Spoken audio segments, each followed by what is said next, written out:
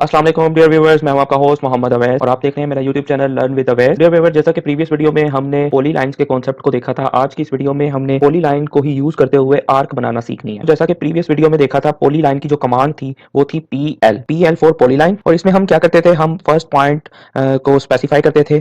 First point को specify करने के बाद अगर हमने इसकी विड्थ जो है वो चेंज करनी होती थी तो हम डब्ल्यू प्रेस करते थे। ठीक है, अगर हमने विड्थ नहीं स्पेसिफाई करनी तो हम इसका जो एंडिंग पॉइंट है वो स्पेसिफाई कर देते थे। अब यहाँ पर आप देख रहे हैं कि यहाँ पर ये एक लाइन है सिंपल। अगर इस लाइन को मैंने एक आर्क में यानी एक कर्व पाथ में चेंज करना हो तो वो कैसे करेंगे? उसको करने के लिए क्या करना है, कुछ एडिशन आपको करना पड़ेगा पॉली लाइन की कमांड में ही। आपने सबसे पहले क्या करना है, PL for polyline then enter और स्पेसिफाई फर्स्ट पॉइंट आपने स्पेसिफाई कर लेना है। यहां तक का जो काम है ये बिल्कुल लास्ट वीडियो की तरह का है। अब अगर आपने आर्क जो आपने बनानी है उसकी भी आप विड्थ को कंट्रोल कर सकते हैं। अगर हमने यहाँ पर विड्थ चेंज करनी है तो हम सिंपल डब्ल्यू एंटर करेंगे और फर्स्ट हम पहली जो स्टार्टिंग विड्थ रखेंगे वो हम 5 रख देते हैं। देन हम इंटर प्रेस करेंगे और देन हम जो एंडिंग विड्थ है वो भी उसको भी चेंज करेंगे तो वो हम यहाँ पर 5 ही रख देते हैं और उसके बाद हम इंटर कर देते हैं। अब ये भी हमारा जो काम है ये प्रीवियस वीडियो से बिल्कुल प्रीवियस वीडियो में भी हमने किया था। अब यहाँ पर हम क्या करते थे, हम इसका स्पेसिफाई एंड पॉइंट अगर कर दें तो ये लाइन बन जाएगी। लेकिन एंडिंग पॉइंट को स्पेसिफाई करने से पहले अगर आपने इस लाइन को एक आर्क में चेंज करना है तो आप यहाँ पर ए प्रेस करेंगे। अब जैसे ही आप ए प्रेस करके इंटर प्रेस करेंगे तो ये जो आपकी लाइन है ये एक आर्क में चेंज हो जाएगी। और यहाँ पर आप देख सकते हो कि आपका ऑर्थो मोड ऑन है। यहाँ पर ऑर्थो और जो ये पोलो ट्रैकिंग है डजंट मैटर। अब यहाँ पर अगर आप कहीं भी इसको क्लिक कर दें तो ये आपकी एक आर्क यहाँ पर बन जाएगी। अब अगर आप इसकी जो कमांड है, क्योंकि यहाँ पर ये पॉली लाइन है तो आपको पता है कि पॉली लाइन को जब तक हम इसको न्यूट्रल यानी एस्केप का बटन नहीं प्रेस करेंगे तो हमारी ये जो पिक बॉक्स है ये न्यूट्रल नहीं होगा। जब वन टाइम ये हो जाएगी तो देन नेक्स्ट टाइम इसकी जो डायरेक्शन है वो चेंज हो जाएगी, यहाँ पे होगी। अब नेक्स्ट आप जब बनाएंगे तो यहाँ पर ये डायरेक्शन होगी। इस तरह से इसकी जो डायरेक्शन है वो ऑलवेज चेंज होती जाएगी। जब आपने इसको खत्म करना है तो आप एस्केप प्रेस कर देंगे तो ये एक आपने कर्व पाथ बना लिया। यहाँ तक क्लियर हो गया। अब इसमें कुछ और भी ऐड हमने करना है, सिर्फ हमने इतना ही नहीं देखना। यहाँ तक हमने क्या किया, हमने विड्थ को स्पेसिफाई करने के बाद सिंपल ए प्रेस कर दिया और ए से हमारी आर्क लग गई। अब मैं अगेन पॉलीलाइन की कमांड को जो है इनेबल करता हूं और यहाँ पर फर्स्ट पॉइंट जो है वो स्पेसिफाई कर लेता हूं और इसके बाद विड्थ मैंने चेंज नहीं करनी, लेकिन मैंने आर्क लगानी है तो मैं सिंपल ए टाइप करूंगा और यहां पर इंटर कर दूंगा। जैसे मैंने इंटर किया तो यहां पर आप देखोगे कि हमेशा जो आपकी ये जो कर्व है, कर्व की जो डायरेक्शन है वो हमेशा वर्टिकल आएगी बाय डिफॉल्ट। वर्टिकली ये ऊपर भी हमने देखेंगे वर्टिकली जो है ये कर्व की जो डायरेक्शन है वो इंक्रीज हो रही है या डिक्रीज हो रही है। लेकिन अगर हमने इसको हॉरिजेंटली लगाना हो, ठीक है, ये देखो ये हॉरिजेंटली लगाना हो, अगर मैं हॉरिजेंटल पोजीशन पर लेकर आ रहा हूं तो ये सही से कर्व नहीं बन रही।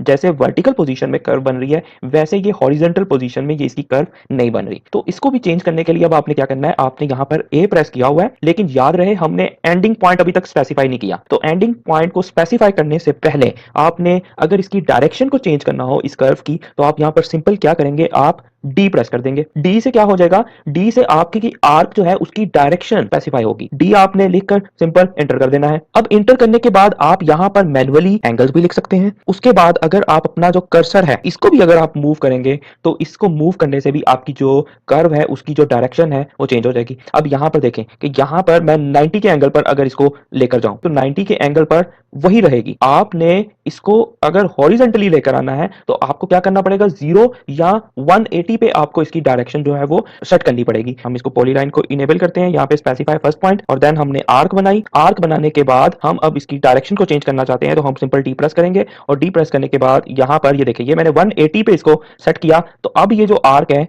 ये मेरी हॉरिजॉन्टल पोजीशन पर लगना शुरू होगी। आप बात को समझ रहे हैं ना, ये देखें ये मेरी जो डायरेक्शन, ये मैं थोड़ा सा उसको ऊपर कर लूं, ये मेरी जो कर्व है ये इस टाइम जो है हॉरिजॉन्टल पोजीशन पर है और ये जो है ये वर्टिकल पोजीशन पर है। तो इनकी डायरेक्शंस भी आपको किस तरह से चेंज करनी है ये आपको पता होना चाहिए। अच्छा, एक और बात कि इसमें आप जैसे विड्थ तो जो थी कि हमने विड्थ डाल दी तो वो जब तक हम चेंज नहीं करेंगे तो इसकी विड्थ चेंज नहीं होगी। तो इसी तरह से इसकी जो डायरेक्शन है वो जो डायरेक्शन है वो भी इसी तरह से है। वो भी आपने एक बार अगर आपने वर्टिकली अगर सिलेक्ट कर लिया तो वो वर्टिकली ही रहेगी, अगर हॉरिजॉन्टल कर लिया तो वो हॉरिजॉन्टली रहेगी। अब यहाँ पर देखें, यहाँ पर अब जो है वर्टिकली नहीं लग रही क्योंकि हमने इसको हॉरिजॉन्टली सिलेक्ट किया हुआ है। ठीक है, अब ये हॉरिजॉन्टली इजीली लगती जाएगी। लेकिन आपने इसको चेंज करना है तो आपको यहाँ पर डी प्रेस करना पड़ेगा। यानी पॉली लाइन में इन शॉर्ट आप जितनी भी चीजें हैं इनको अगर आपने एक बार कर लिया है तो ये बाय डिफॉल्ट फिर यहीं रहेंगी, ऑल्दो आप जब तक इसको चेंज नहीं करते। ये पॉइंट भी यहाँ पे आपका आई होप सो क्लियर हो गया होगा। अच्छा, अब यहाँ पर रिवाइज करता जाऊँ। यहाँ पर अब देखिए मैं सिलेक्शन कौन सी यूज कर रहा हूँ, यहाँ पर मैं ब्लू सिलेक्शन यूज कर रहा हूँ। इसको यूज करने का फायदा ये होगा क्यों, ये मेरा जो मार्जिन एरिया है, जो मेरा पेज का सेटअप है, वो सिलेक्ट नहीं होगा। अब इसी आर्क के कॉन्सेप्ट को यूज करते हुए हम इलेक्ट्रिकल की अगर बात करें तो हम इलेक्ट्रिकल में यहाँ पर एक बहुत इंपॉर्टेंट सिंबल बना सकते हैं। जस्ट अ वेट, मैंने पॉलीलाइन इनेबल की, देन मैं आर्क की तरफ आ रहा हूँ। अब मुझे यहाँ पर हॉरिजॉन्टल नहीं चाहिए, मुझे वर्टिकली चाहिए, तो मैं डी प्रेस करूंगा, इसकी डायरेक्शन को चेंज करूंगा। डायरेक्शन क्योंकि मुझे वर्टिकली लेकर आना है तो मैं 90 के एंगल पर क्लिक करूंगा। तो यहाँ से ये मैंने इसकी आर्क बना दी और उसके बाद मैं नेक्स्ट चलूंगा और मैं नेक्स्ट भी यहाँ पर आर्क बना के सिंपल एस्केप प्रेस कर देता हूँ। अब ये मैंने क्या बना दिया, अगर हम इलेक्ट्रिकल पॉइंट ऑफ व्यू से बात करें तो ये मैंने एक साइनोसाइडल वेव बना दी। इसको साइनोसाइडल वेव पढ़ा जाता है, ये साइन की वेव है। लेकिन अगर इसमें मैं थोड़ी सी और चेंजेस कर दूं, मैं ये चेंजेस कर दूं कि इसका ये जो सेंटर पॉइंट है ये पकड़कर मैं एक छोटा सा सर्कल लगा दूं इसके की बाउंड्री पे, तो ये किसका सिंबल आपके पास बन गया, ये आपके पास एक जनरेटर का सिंबल बन गया। इलेक्ट्रिकल ड्राइंग्स में ये जो सिंबल है ये जनरेटर्स के लिए यूज किया जाता है, एसी सप्लाई के लिए यूज किया जाता है। तो इस तरह से आप जो आर्क है, आर्क की हेल्प से जनरेटर का सिंबल्स या साइनोसाइडल वेव्स और भी कोई भी आपका जो कर्व्ड पाथ है आप उसको इजीली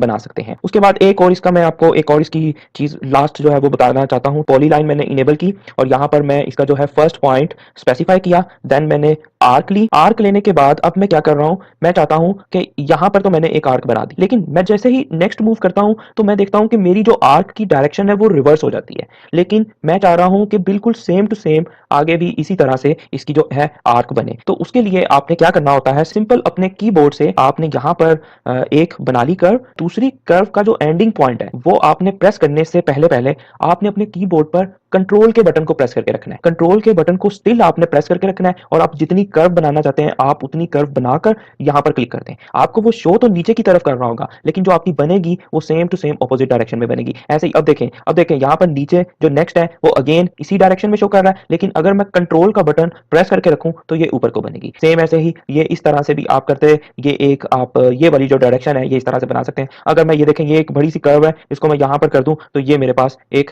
शेप बन गई। अगर मैं यहाँ पर कर दूं तो ये मेरे पास एक मजीद शेप बन गई। तो ऐसे आप मल्टीपल शेप्स भी यहाँ पर बना सकते हैं। अब ये जो सारी की सारी ये जो शेप है ये यूनिटी है। ये यूनिटी क्यों है, क्योंकि ये एक पॉली लाइन है और आप इसमें पॉली एडिट की कमांड में जाकर इसमें आप चेंजेस भी कर सकते हैं, आप इसकी विड्थ वगैरह चेंज कर सकते हैं। तो ये हमें बेनिफिट भी होता है पॉली लाइन को यूज करने का। जो पॉली लाइन है हमें ड्राइंग्स में काफी वेज में हमें हेल्प आउट करती है। आज की वीडियो में आपको क्लियर हो गया कि किस तरह से हम पॉली लाइन से जो है एक साइनोसाइडल वेव बना सकते हैं या किसी भी तरह की आर्क बना सकते हैं और हम उन आर्क को यूज करते हुए डिफरेंट शेप्स बना सकते हैं। मैंने आपको सारे के सारे इसके पॉइंट्स क्लियर कर दिए कि आपने अगर सेम डायरेक्शंस में आर्क बनानी है वो कैसे बनानी है, अगर आपने हॉरिजॉन्टल आना है वो कैसे करना है, वर्टिकली बाय डिफॉल्ट होगा, हॉरिजॉन्टल से दोबारा वर्टिकल कैसे आना है, ये आपको पता होना चाहिए कि कहां कहां किस तरह से आपने क्लिक करना है। और इसी तरह से ये हमने जो है वर्टिकली सेम जो है डायरेक्शन में बनाई है, आप इसी तरह से हॉरिजॉन्टल भी आप इसको सेम इसी तरह से आप कंट्रोल प्रेस करेंगे तो कंट्रोल प्रेस करने से आपकी जो हॉरिजॉन्टल है वो भी ऐसे ही सेम बनती जाएगी। इसके साथ ही आज का जो हमारा टॉपिक था